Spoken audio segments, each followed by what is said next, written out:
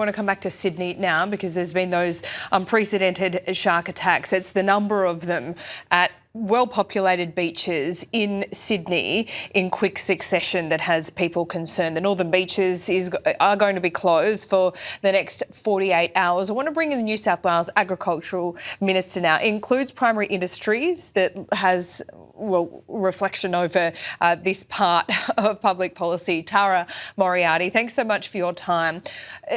I mean, I'm really reluctant to call for government intervention here, given the nature of this and how difficult it is for the government to do anything here. But Tara, does there need to be more of perhaps an education drive or alert system when there is a greater risk after rain, etc.?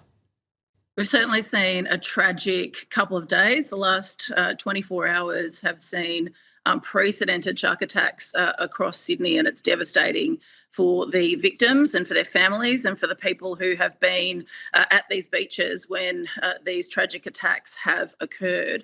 We've got a comprehensive shark management program in New South Wales. We've spent $42 million on technology, including shark nets and smart drum lines. We've got more drones in the sky over our beaches this summer than we've ever had before. But there are still significant risks, particularly at a time like this, after we've had severe storms in Sydney. And I would say to people today and this week, just take a break, stay out of the water, don't go surfing, don't go swimming. We've got particularly murky, choppy conditions where the water is in a difficult situation following the storms that we had over the weekend. And that just makes it more high risk for shark attacks, unfortunately, on our beaches. But always open to more education, more warning, more communication with people about the risks. But I would say to swimmers and surfers, they do need to understand swimming at different parts of the day, swimming after big storms does make it riskier. You don't want to inject fear into this very Australian pastime, swimming in the ocean. I mean, you don't want people worried every time they get into the ocean. But, Tara, is there scope to look at more of an education system, perhaps? Or I'm not talking about perhaps a fire alert system where, you look at where the danger is at every beach, because it's really hard to nail that down. But perhaps there does need to be, a government warning or a department warning if there has been a lot of rain, if there is changes in our waterways. Is that something that you could do? Yeah, we're certainly open to communicating more with the community about these risks.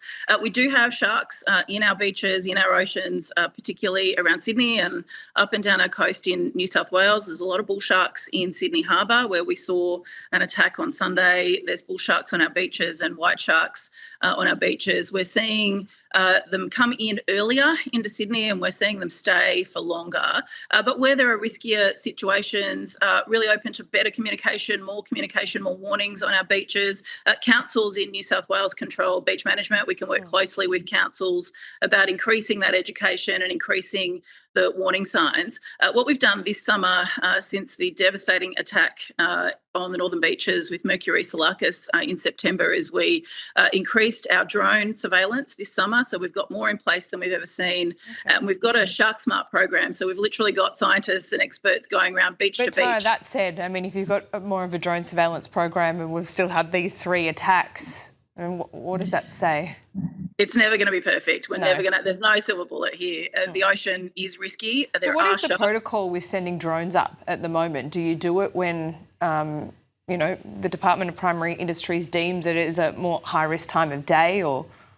No, we've got more in place over the summer holidays and when more people are swimming. We're working closely with Surf Lifesaving in New South Wales, also with Surfing New South Wales. So we're working across agencies and financially supporting them to also use drones and more tech. We've got smart drum lines in place across our beaches to tag and track sharks, and we're doing comprehensive research on shark movement. So we do have more information about shark movement, but it is high risk. There are sharks in the ocean. We're never going to have a perfect solution here.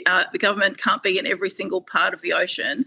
We are doing everything we can to protect swimmers, and if it means we need more communication, particularly after stormy weather like we've had over the weekend, really open to increasing those warnings and increasing that education for swimmers and surfers. And people need to understand the risks at different times when they're going into the ocean. Good idea. Tara, thanks so much for your time. Appreciate it. Thank you.